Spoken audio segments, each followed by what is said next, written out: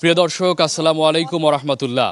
দরজায় কড়া নাড়ছে ত্রয়োদশ জাতীয় সংসদ নির্বাচন। আর এই নির্বাচনকে সামনে রেখেই বাংলা ভিশনের নিয়মিত আয়োজন এন মোহাম্মদ নিবেদিত রোড টু ভোট অনুষ্ঠানে আপনাদের সবাইকে স্বাগত জানাচ্ছি। আমি মামুন আবদুল্লাহ।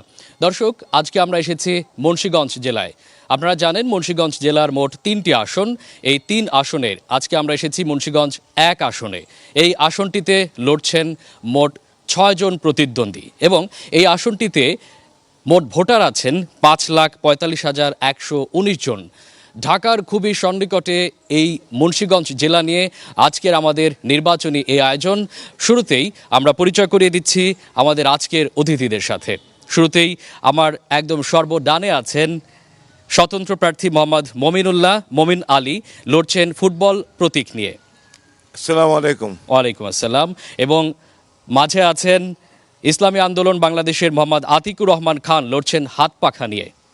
জি ধন্যবাদ, আসসালামু আলাইকুম। এবং আমার সর্ববামে আছেন বাংলাদেশ জাতীয়তাবাদী দল বিএনপির মোহাম্মদ আবদুল্লাহ, লড়ছেন ধানের শীষ প্রতীক নিয়ে। ধন্যবাদ আপনাকে। আসসালামু আলাইকুম রহমতুল্লাহ বরকাতুহু। দর্শক, সম্ভাবনাময় এবং নানা সমস্যায় জর্জরিত ঢাকার খুবই কাছে মুন্সিগঞ্জ জেলার নির্বাচনের সবশেষ খবর নিয়ে আমরা একটু জানতে চাই। আমাদের জেলা প্রতিনিধি সোনিয়া হাবিব লাবণী আছেন আমাদের সাথে। লাবণী, জানাবেন মুন্সিগঞ্জ জেলার নির্বাচনের সবশেষ খবর। ধন্যবাদ মামুন আপনাকে। পদ্মা মেঘনা ধলেশ্বরী বেষ্টিত, নদী বেষ্টিত এবং ইতিহাস ঐতিহ্য সমৃদ্ধ মুন্সিগঞ্জ এই জেলা, সে জেলায় 3টি আসন রয়েছে। এই 3টি আসনে ভোটার সংখ্যা 14,50,474 জন।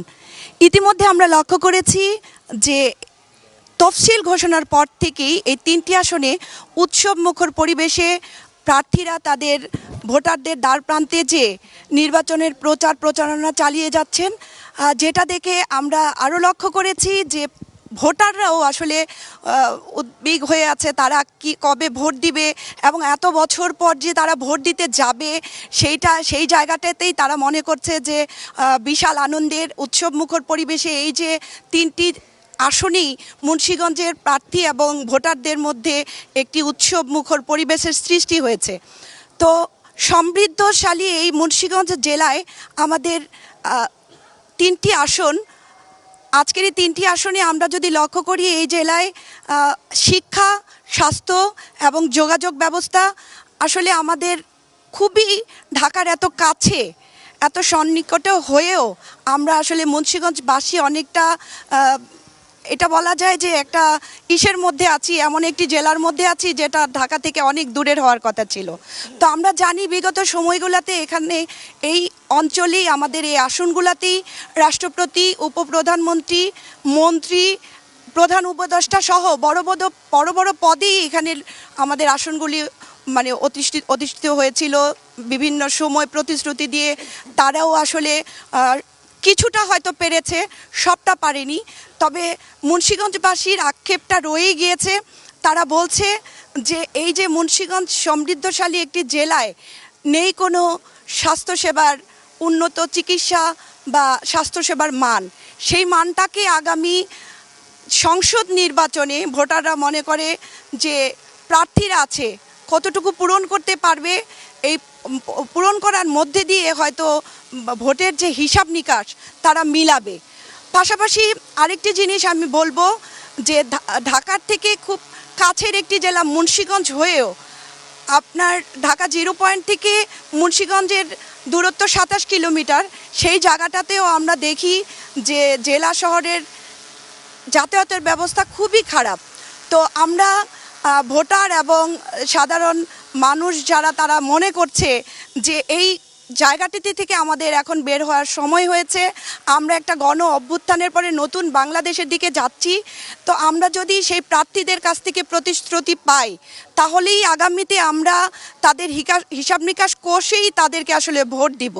তো আরেকটি কথা বলবো যে আমরা যেই জায়গাটিতে দাঁড়িয়ে আছি, আমি প্রথমেই বলেছি ইতিহাস ঐতিহ্য সমৃদ্ধ এই জেলাটিতে স্যার জগদীশচন্দ্র বসুর ইনস্টিটিউট অ্যান্ড কলেজ এবং তার পৈতৃক ভিটাটিতে আমরা জানি অসংখ্য জেলায় রয়েছে এই প্রত্নতত্ত্ব বিভাগ এবং ইতিহাস ঐতিহ্য।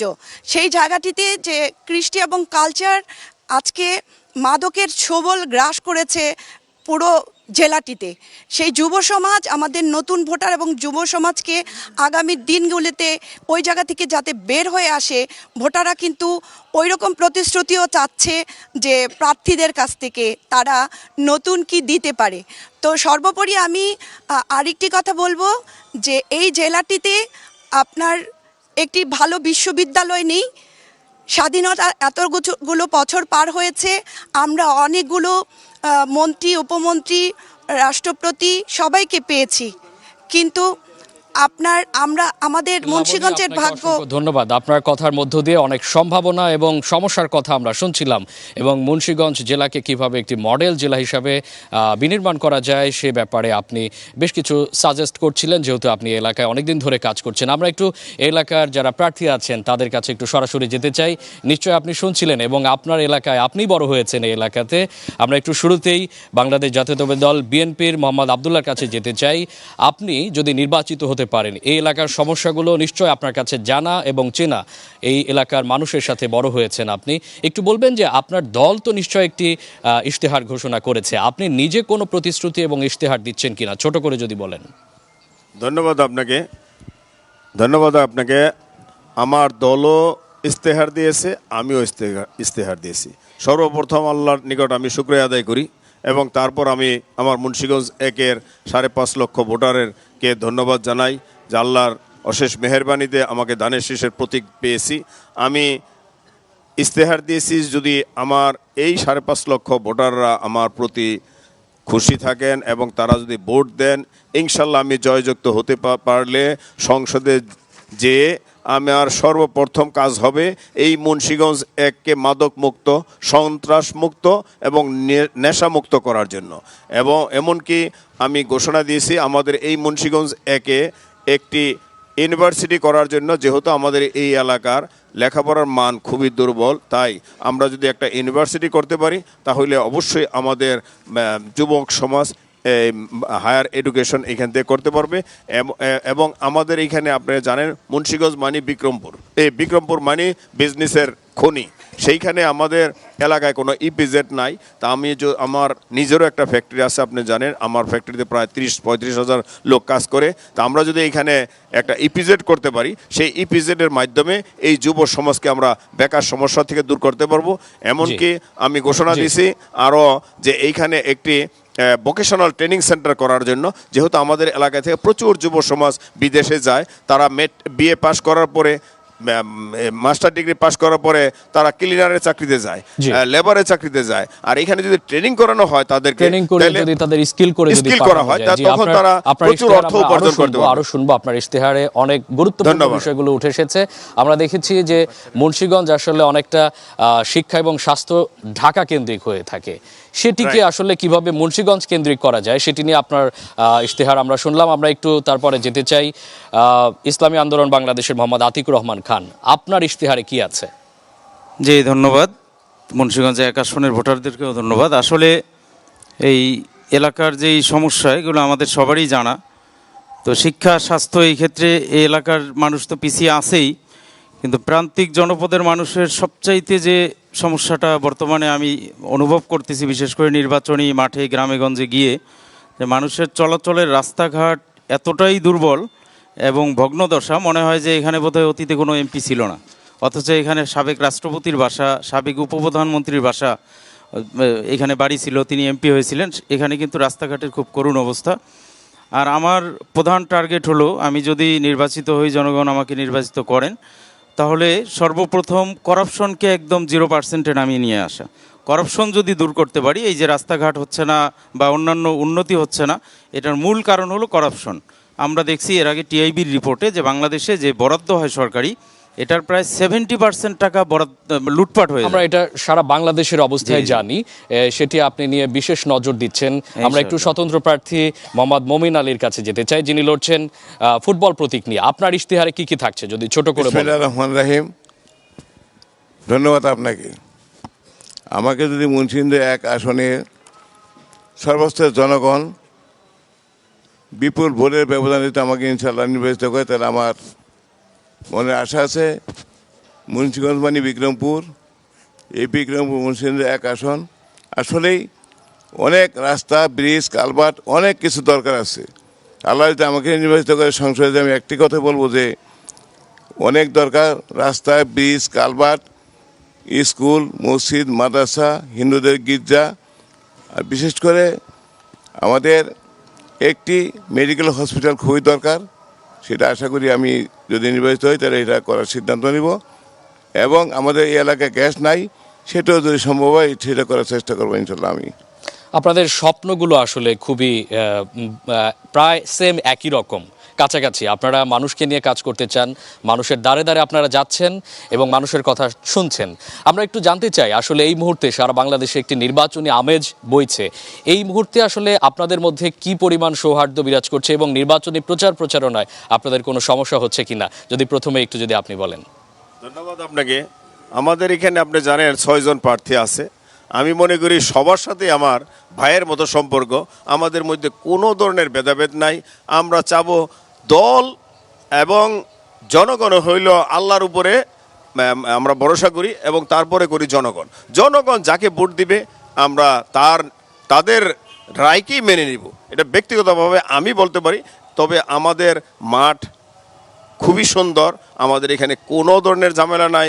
প্রশাসন আমাদের সহযোগিতা করতেছে, জনগণ আমাদের সহযোগিতা করতেছে এবং বিশেষ করে আমরা যারা প্রার্থী আমাদের মধ্যে খুবই আন্তরিকতার একটা সৌহার্দ্য পরিবেশ বিরাজ করছে। আতিক ভাই যদি একটু বলেন যে পরিবেশ কেমন দেখছেন নির্বাচনী? আলহামদুলিল্লাহ, এখনো পর্যন্ত আমাদের এখানে পরিবেশ ভালো। তবে আইন শৃঙ্খলা বাহিনীর পক্ষ থেকে আমার মনে হয় তৎপরতা একটু কম মনে হচ্ছে আমার কাছে। তো আর তৎপরতা কম বলতে নির্বাচন কিন্তু আর মাত্র 10 দিন পরে, 10-12 দিন পরে, অথচ এখনো পর্যন্ত বিভিন্ন এলাকায় মাদক কারবারি, সন্ত্রাসী এরা কিন্তু ঘুরে বেড়াচ্ছে, এরা গ্রেপ্তার হয় নাই। অভিযান চলছে, কিন্তু অভিযান যদি এত ধীরগতি হয় যে নির্বাচনের পর পর্যন্ত অভিযান চলে, তাহলে এই অভিযান দিয়ে তো কোনো কাজ হবে না। আরেকটা বিষয় আছে, ভোটারদের আতঙ্ক আশ্বস্ত করা দরকার যে শান্তিপূর্ণ পরিবেশে ভোট হবে, ভোটাররা যাতে আতঙ্কিত না হয়ে যায়। কিন্তু আমি দেখতে পাচ্ছি গতকালকের একটা ঘটনা আমি একটু বলতে চাই। সেটা হলো সেনাবাহিনী গতকালকে আমাদের এক নেতার বাসায় রেড দিছে রাত্র 3টায়, তার ফ্যামিলি সিরাজদিখানে। সেখানে রাত 3টার সময় রেড দিয়ে সমস্ত বাড়ি সার্চ করে কিছু না পেয়ে পরে সরি বলছে যে আমরা মিস ইনফরমেশন পেয়েছিলাম। এইভাবে যদি মানুষকে আতঙ্কিত করা হয় তাহলে তো ভোটাররা ভাববে যে আমরা মনে হয় সেন্টারে যাইতে পারবো না, ওই দিন অনেক গন্ডগোল হবে। এটা আমি আশা করব যে প্রশাসন যাতে জনগণকে আতঙ্কিত না করে আশ্বস্ত করে এই পরিবেশ মোটামুটি ভালো আছে, কিন্তু এখনো পর্যন্ত পরিবেশ ভালো, আলহামদুলিল্লাহ। স্পেসিফিক কিছু আপনি বলছিলেন। আমরা একটু মমিন ভাইয়ের কাছে যেতে চাই। নির্বাচনী পরিবেশ আমেজ কেমন দেখছেন? নির্বাচনের পরিবেশ মোটামুটি ভালো আছে, কিন্তু কিছু কিছু জায়গায় শুনি আমি স্বতন্ত্র প্রার্থী, আমার কর্মীদের কিছু তারা উল্টা সিধা কথা বলে, ধমক দেয়, এরকম কিছুটা আজকে আওয়াজ পেলাম আর কি। আমি তাই আপনি কি কোনো সুনির্দিষ্টভাবে কোনো অভিযোগ করেছেন কিনা? আমার রাধিকাল ইউনিয়ন উত্তর বালাসুর ওই এলাকায় আমার কর্মীরা গেছিলেন, তাদেরকে লিফলেট বিলি করার বিঘ্ন করেছে তারা। জি, আমরা বিষয়টা আমি আশা করি প্রশাসনের পক্ষ থেকে ইনশাল্লাহ যেভাবে আছে ভালো আছে, কিন্তু আরও গতিবিধি বাড়ানো দরকার। প্রশাসনের গতিবিধি আরো বাড়ানো দরকার। আমরা একটু দর্শক সারির কাছে যেতে চাই। অনেক দর্শক, মুন্সিগঞ্জ অনেক দর্শক এসেছেন আমাদের বাংলা ভিশনের এই আজকের আয়োজনে। আমরা একটু আমাদের যিনি মাইক আছে তাকে একটু প্রশ্ন যে করবেন একটু হাত তুলেন স্বেচ্ছায়। একজন অ্যাডভোকেট, তিনি প্রশ্ন করবেন। দাঁড়িয়ে যদি প্রশ্ন করেন আপনার নাম এবং পরিচয় দিয়ে স্পেসিফিক আপনি কাকে প্রশ্ন করছেন কিংবা সবাইকে প্রশ্ন করছেন কিনা, কি প্রশ্ন করছেন, আপনার পরিচয়, নাম পরিচয়। বাংলা ভিশনকে আমি আসলে সকলকেই প্রশ্ন করব। আমি অ্যাডভোকেট রফিকুল আমিন খান। আমার পেশা মুন্সিগঞ্জ জজ কোর্টে আমি নিয়মিত আইনজীবী হিসাবে কাজ করতেছি। তো শেখ মোহাম্মদ আবদুল্লাহ ভাইয়ের কাছে আমার প্রশ্ন, যে আপনি যে প্রতিশ্রুতির কথা বলেছেন যে একটি ইউনিভার্সিটি করবেন, যেটা বিগত দিনে কোনো নেতৃত্ব বা কোনো ব্যক্তিত্ব এখানে চিন্তাটাও করে নাই, এজন্য একজন অ্যাডভোকেট হিসাবে, মুন্সিগঞ্জের একজন আইনজীবী হিসাবে এবং আইনের শাসন প্রতিষ্ঠা করতে গিয়ে আমরা যে লড়াই সংগ্রাম করি কোর্টের মধ্যে বিভিন্ন সময়, এগুলি আমরা উপলব্ধি করি। এজন্য আপনাকে ধন্যবাদ। এখন আপনি কিভাবে এই যে চিন্তা করছেন একটা বিশ্ববিদ্যালয় করবেন, একটা মেডিকেল কলেজ করবেন, এটা নির্বাচিত হওয়ার পরে করবেন, এটা জি, সংসদে আপনার প্রশ্নটি আমরা বুঝতে পেরেছি। স্পেসিফিক প্রশ্নটি করেছেন, শিক্ষা নিয়ে প্রশ্ন করেছেন। আমরা একটু একজন শিক্ষকের কাছে যেতে চাই। আমার যদি একটু ছোট একটি কথা, এবং যে বিশ্ববিদ্যালয়টা কি যেখানে করে বসে বলবেন। আমরা কথা বলতেছি, জি। সেটা কি এই প্রাঙ্গণে স্যার জগদীশ চন্দ্র বসুর নামে হতে পারে কিনা, বা এই স্থানে হতে পারে কিনা, Okay. এই বিষয়ে আপনি একটু বলবেন। স্পেসিফিক প্রশ্ন। ওকে, আমরা একটু আরেকজনের কাছে যেতে চাই। আমাদের একজন শিক্ষক আছেন, একটু মাইকটা পৌঁছে দেওয়ার জন্য বলছি। আসসালামু আলাইকুম। ভোট দেওয়া শেষ কথা আপনার নাম নয়। পরিচয়টা একটু বলবেন। আলতাফ হোসেন উজ্জ্বল, আমি একজন শিক্ষক, ছোট কবি এবং লেখক কলাম। জি, ভোট দেওয়া শেষ কথা নয়, সঠিক নেতৃত্ব নির্বাচন করাই সবচেয়ে জ্ঞানের পরিচয়। ভোট আসলো, দিলাম, আশা পাইলাম, প্রত্যাশা পাইলাম না। আমি উল্লেখ্যভাবে আমি আবদুল্লাহ ভাইকে একটা প্রশ্ন করতে চাই। সেটা হলো, এই জায়গায় দাঁড়িয়ে আছি আমি যেখানে, স্যার জগদীশ চন্দ্র বসু ইনস্টিটিউশন, এটা সারা বিশ্বের একটা হৃদয় স্পন্দন। আপনি এই ইউনিভার্সিটিটাকে একটা পাবলিক ইউনিভার্সিটি, বেসরকারি নয়, পাবলিক ইউনিভার্সিটিতে করার জন্য আপনি নির্বাচিত হলে কি আপনি পদক্ষেপ আপনি একই নিবেন? প্রশ্ন করছেন। আমরা এই প্রশ্নটি পেয়েছি। একটুখানি শেষ যদি অন্য কোনো প্রার্থীর কাছে আপনার কোনো আর কোনো প্রশ্ন থাকে। আর একটা হলো, আতিকুর রহমান ভাইয়ের কাছে একটা প্রশ্ন। বর্তমানে বিজ্ঞানের যুগ, আমরা বিজ্ঞান এবং আরবি দুইটা কিভাবে আমরা সামনে যদি এগিয়ে যেতে চাই, অবশ্যই আমাদের এই দুই শিক্ষার অত্যন্ত সমন্বয় দরকার। আমি যেখানে দাঁড়িয়ে আছি, ভিডিও আমরা দেখতেছি, এটা বিজ্ঞানের সার্থকতা, কিন্তু আমাদের আরবিও দরকার। এই আতিকুর রহমান ভাইয়ের কাছে আমার প্রশ্ন যে কি কি পদক্ষেপ নেবেন আপনি নির্বাচিত হলে সংসদে এই জি বিষয়ে? জি, ধন্যবাদ। স্পেসিফিক প্রশ্ন পেয়েছি। মমিন আলী ভাইয়ের কাছে যদি কেউ প্রশ্ন করতে চান, আমরা তিনজনের কাছেই প্রশ্ন নিতে চাই। আচ্ছা, তাহলে আরেকজন মমিন কেউ ভাই প্রশ্ন তাহলে করবেন। একটা- আমরা একটু এদিকে সুযোগ দিতে চাই, একজন ডানে। আপনার কাছে আবার আসবো। মমিন আলী ভাইয়ের কাছে কোনো স্পেসিফিক প্রশ্ন আছে কিনা, তাহলে আমরা তিনজনের কাছেই স্পেসিফিক প্রশ্নগুলো উত্তর জানবো। আসসালামু আলাইকুম, আমার নাম মাওলানা আমির হামজা। আমি সাবেক বিগত দিন শিক্ষকতা করেছি, এখন বিজনেস করছি। আমার কাছে যে একটু প্রশ্ন জোরে বলবেন। আমি যে প্রশ্নটি করব সেটি হলো, জনাব স্বতন্ত্র প্রার্থী যিনি আছেন, মাদক আমরা জানি আমাদের ছেলে মেয়েরা দিন দিন ক্রমশ একদম নষ্ট হয়ে যাচ্ছে। ধরে নিলাম আপনি নির্বাচিত হয়েছেন, তখন এটাকে আপনি কিভাবে নির্মূল করবেন? জি, মাদক নির্মূল কিভাবে করবেন সেই জি, জি, এবং- রোডম্যাপটা আমরা জানবো। এবং এই একই প্রশ্ন জনাব আতিক হ্যাঁ, ভাইয়ের কাছে। ধন্যবাদ। আমরা একটু শুরুতেই আব্দুল্লাহ ভাইয়ের কাছে যেতে চাই। আপনার কাছে স্পেসিফিক একটি প্রশ্ন এসেছে। আপনি যেটি স্বপ্ন দেখিয়েছিলেন যে একটি বিশ্ববিদ্যালয়ে রূপান্তরিত করবেন, সেটি আসলে কিভাবে আপনি করবেন? এই যেখানে আমরা বসে আছি, স্যার জগদীশ চন্দ্র বসু কলেজ, এই কলেজটিকে নিয়ে আপনার কোনো পরিকল্পনা আছে নাকি অন্য কোনো ভিন্ন পরিকল্পনা আছে? একটু যদি স্পেসিফাইড বলেন। ধন্যবাদ আপনাকে। অ্যাকচুয়ালি অ্যাডভোকেট রফিক সাহেব যে প্রশ্নটা করছে, কেন আমি এটা করতে চাই, আমি নিজেও একটা কলেজ করেছি, তো তার পরিলক্ষিত আমি দেখতে পাই যে আমাদের এখানে অবশ্যই একটা হায়ার এডুকেটের জন্য একটা ইউনিভার্সিটি বিশেষ প্রয়োজন। আমি আশা করি যে আমি সংসদে যেতে পারলে এই এলাকা, যেহেতু আমাদের ঢাকার খুবই সন্নিকটে, তো ইনশাল্লাহ আমরা, যেহেতু এইটা একটা ঐতিহ্যবাহী জায়গা স্যার জগদীশ চন্দ্র বসুর, এইখানে আমরা প্রস্তাব দিব। তবে সব কিছুই তো সরকার থেকে ডিসিশন নেবে। আমার সর্বপ্রথম থাকবে, এই চেষ্টা থাকবে এইখানেই করার জন্য। আর যদি এইখানে না হয়, অবশ্যই যে কোনো মিডিল পয়েন্টে করা যায় কিনা ইনশাল্লাহ আমি চেষ্টা করব।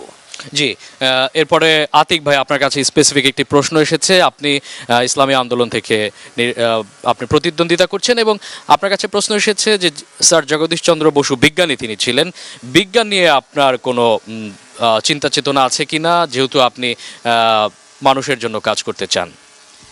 অবশ্যই। আসলে আমরা অনেকেই মনে করি যে যারা ইসলামিক মাইন্ডের আছেন অথবা মাদ্রাসায় পড়াশোনা করেন, তারা আসলে বিজ্ঞান থেকে দূরে থাকেন। এই ধারণাটা ভুল।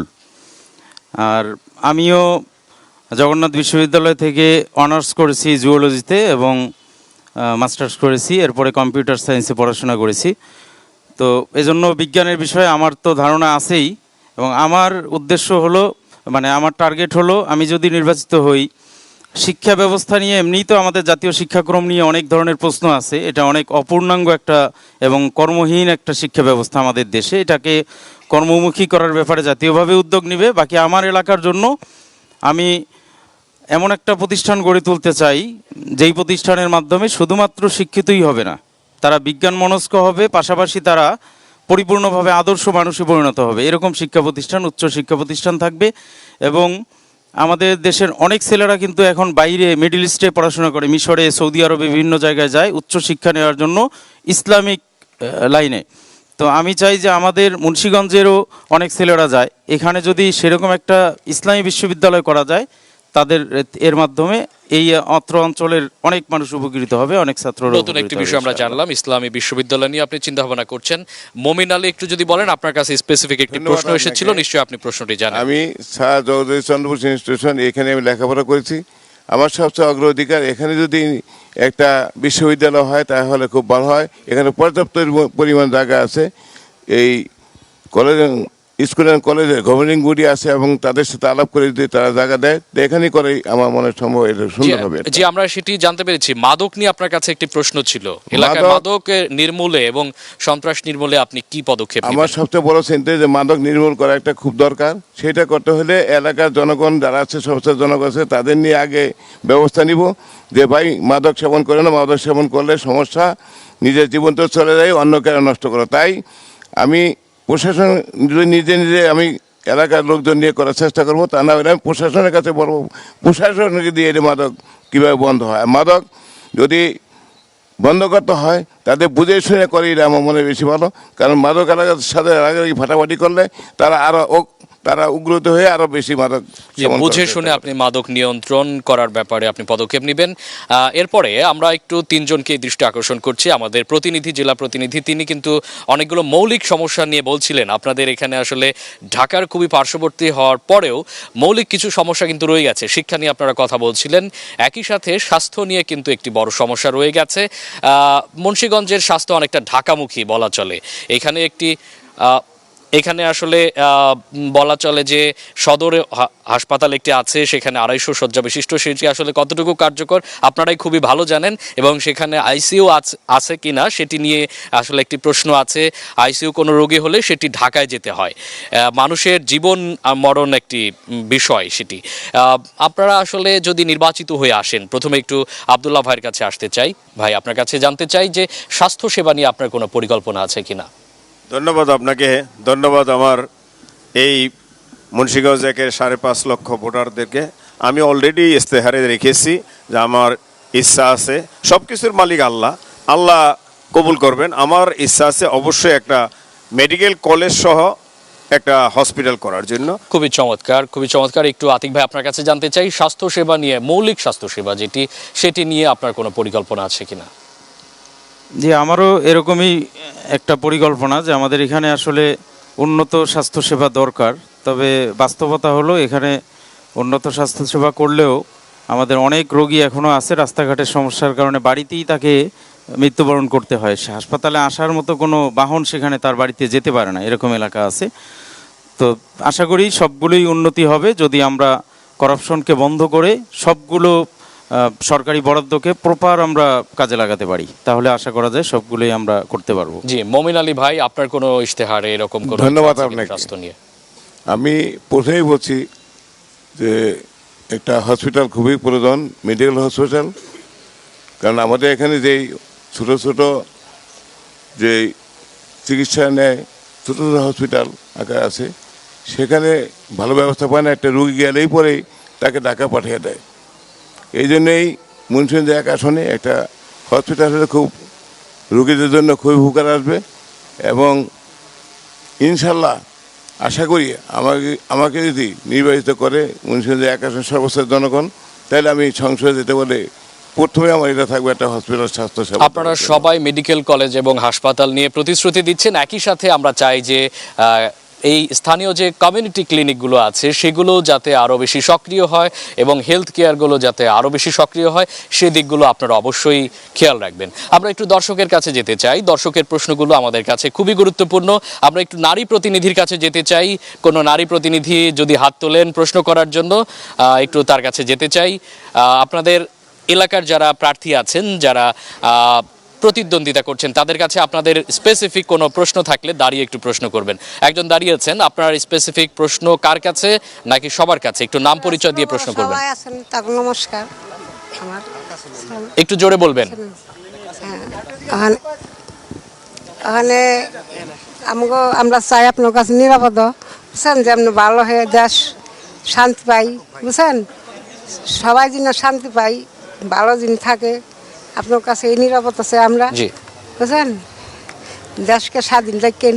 জি, আপনার প্রশ্নটি আমরা বুঝতে পেরেছি। আপনি একজন ভিন্ন ধর্মাবলম্বী এবং একই সাথে নারী, দুটো আসলে একই সাথে একই বিষয়, সেটি হচ্ছে নিরাপত্তার বিষয়টি। আপনি বলছেন যে আপনাদের নিরাপত্তাটি একদম যথাযথভাবে দেওয়া হবে কিনা। আমরা তিনজনের কাছে এই প্রশ্নটার উত্তর নিতে চাই। প্রথমে আব্দুল্লাহ ভাই, আপনার কাছে জানতে চাই নিরাপত্তার ব্যাপার আপনি কতটুকু গ্যারান্টি দিতে পারছেন? ধন্যবাদ আপনাকে। আমি অলরেডি আমার ইস্তেহারেও বলা আছে, আমার এই মুন্সিগঞ্জ একে 3 ধর্মের লোক বাস করে, হিন্দু, মুসলমান, খ্রিস্টান। আমার বিগত 29শে ডিসেম্বর দেখেছেন সারা বাংলাদেশের রেকর্ড নাই যে হিন্দু সম্প্রদায়রা বিএনপির জন্য ওপেন মাঠে নামে।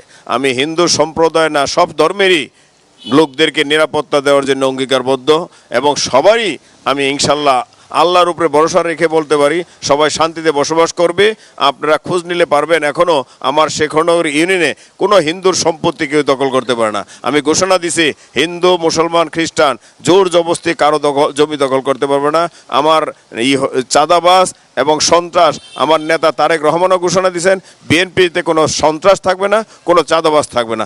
আমার বিএনপির নেতা কর্মীও ইনশাল্লাহ কোনো সন্ত্রাস এবং চাঁদাবাজির কোনো স্থান নাই। আপনার ওয়াদা একদম স্পষ্ট। আমরা একটু আতিক ভাইয়ের কাছে যেতে চাই। মহিলা প্রশ্ন করছিলেন যিনি আমাদের মায়ের সমান, তিনি যেটি বলছিলেন নিরাপত্তা নিয়ে শঙ্কা প্রকাশ করছিলেন, সেটি আপনারা কতটুকু এনশিওর করবেন?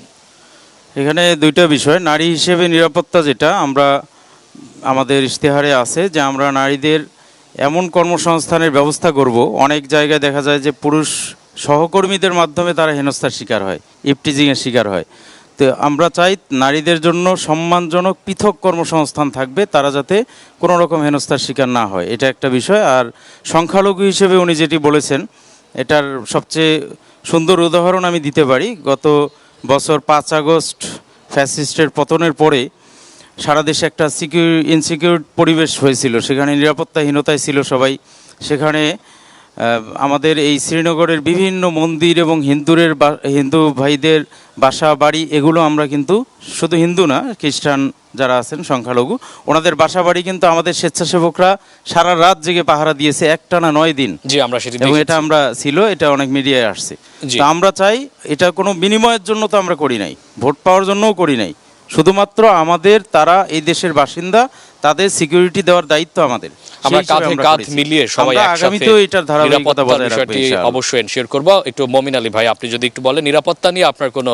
নিরাপত্তা বলতে আমি যা বুঝি, আমি আশা করি ইনশাআল্লাহ আমি যদি নির্বাচিত হই, জনগণ আমাকে ভোট দিয়ে নির্বাচিত করেন সংসদে, আমি একটি কথাই বলবো যে সন্ত্রাস ইনশাআল্লাহ মুন্সিগঞ্জ এক আসনে সন্ত্রাস থাকবে না, চাঁদাবাজ থাকবে না, মাদক ইনশাআল্লাহ থাকবে না, সবাই ইনশাআল্লাহ শান্তিতে বসবাস করতে পারবে। আর বিশেষ করে যে সে যেই কথাটা বলেছে হিন্দু, মুসলমান, খ্রিস্টান সবাই কিন্তু আমরা ভাই ভাই।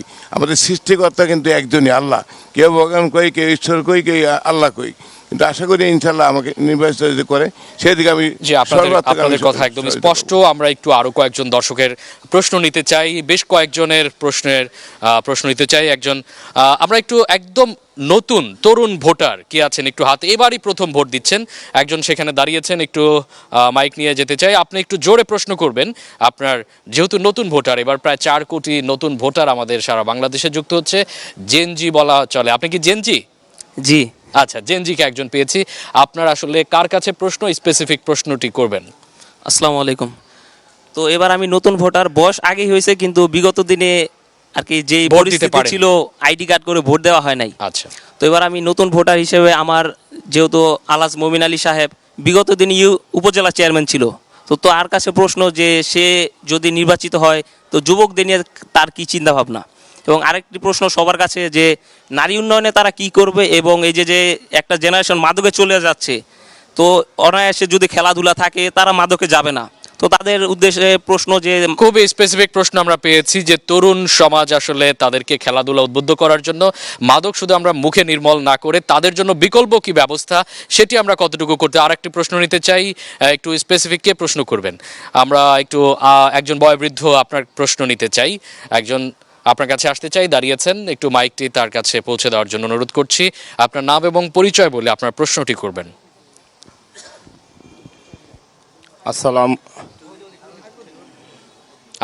হ্যাঁ, আপনার প্রশ্নটি করুন। আসসালামু আলাইকুম। আমার নাম মোহাম্মদ শফিউল আলম খান আজম। জি, আমি রাডিকাল সার্জারি সিভিল ইনস্টিটিউশনের প্রাক্তন ছাত্র। আমি এই প্রাণের বিদ্যাপীঠে দাঁড়িয়ে আমি আমার আগামী এই সিনিয়র সিরাজদি খানের অভিভাবক যিনি আসছেন তাদের কাছে জানতে চাই, এবং আমাদের এই এলাকা আমি প্রাণের বিদ্যাপীঠ হিসেবে দাবি যে এই স্কুলকেই যেন বিশ্ববিদ্যালয় করা হয় এবং তাদের কাছে জি স্পেসিফিক এটি আমরা এর আগেও শুনেছি। ধন্যবাদ। জনমত জরিপে যে আমরা সাধারণ পাবলিক হিসেবে যেটা দেখছি আমাদের এখানে আমরা আরেকটা প্রশ্ন নিতে চাই। আপনার প্রশ্নটি আমরা স্পষ্ট বুঝতে পারছি। আরেকজন এদিকে দাঁড়িয়েছেন, এগিয়ে আসছেন, তাকে আমরা অভিনন্দন জানাবো এবং তাকে এলাকা উন্নয়নের জন্য কাজ করার আহ্বান জানাবো। আসসালামু আলাইকুম। আমরা একটু আরেকজন এই পাশে একটু যেতে চাই, আরেকজনের প্রশ্নের উত্তর নিয়ে আমরা প্রার্থীদের কাছে যাব এবং স্পেসিফিক কয়েকটি প্রশ্নের উত্তর আমরা খুঁজে নিব তাদের কাছ থেকে।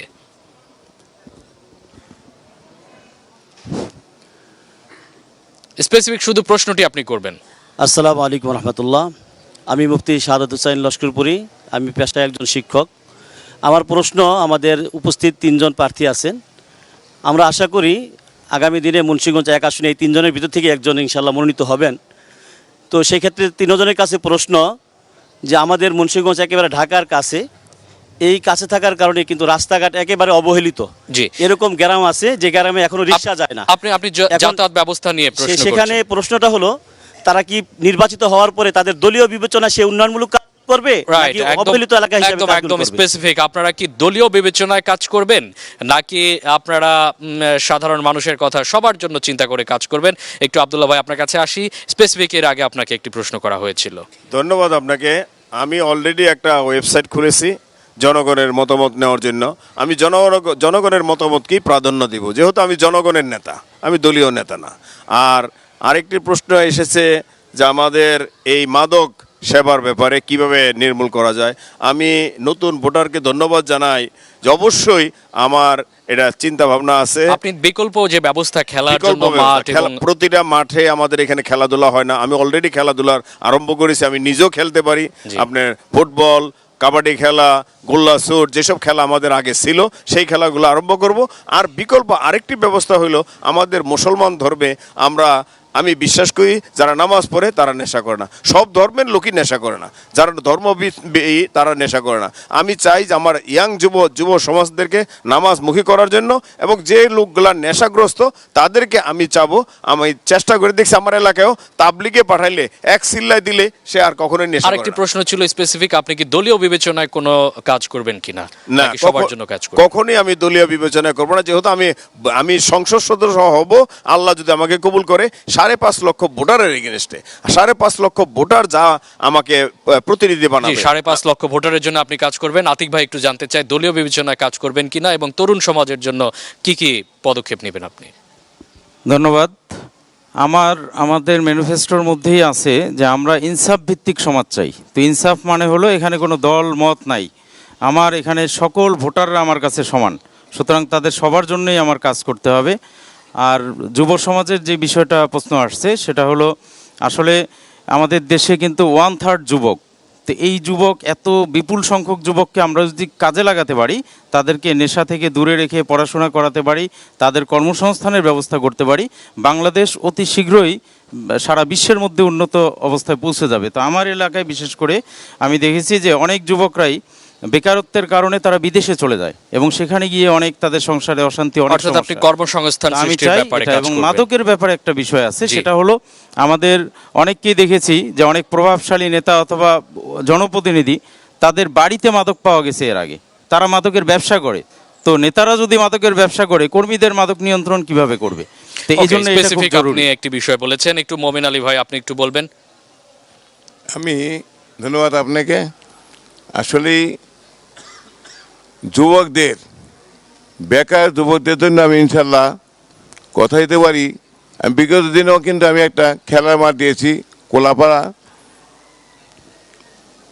কোলাপাড়া বাজারে ঠিক পূর্ব পাশে একটা খেলার মাঠ দিয়েছি, সেখানে খেলাধুলা হয় এখন।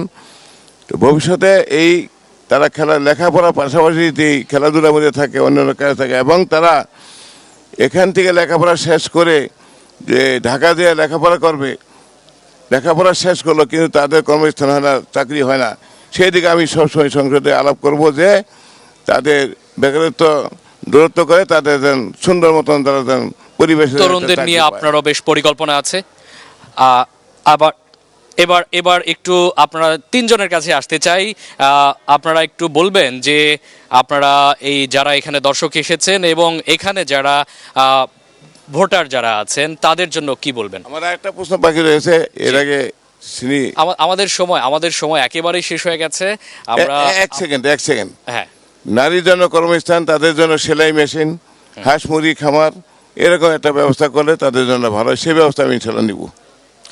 ওকে দর্শক যারা এতক্ষণ ছিলেন সবাইকে ধন্যবাদ জানিয়ে এবং যারা প্রার্থীরা আমাদের সাথে যুক্ত ছিলেন তাদেরকে সবাইকে ধন্যবাদ জানিয়ে এন মোহাম্মদ আয়োজিত রোড টু ভোট অনুষ্ঠানে যারা এতক্ষণ সাথে ছিলেন সবাইকে অসংখ্য ধন্যবাদ জানাচ্ছি এবং একই সাথে আগামীকালকে অন্য কোনো জেলায় আপনাদের সাথে দেখা হবে। ততক্ষণ আপনারা সুস্থ থাকুন, ভালো থাকুন এবং বাংলা ভিশনের সাথেই থাকুন। সালামু আলাইকুম।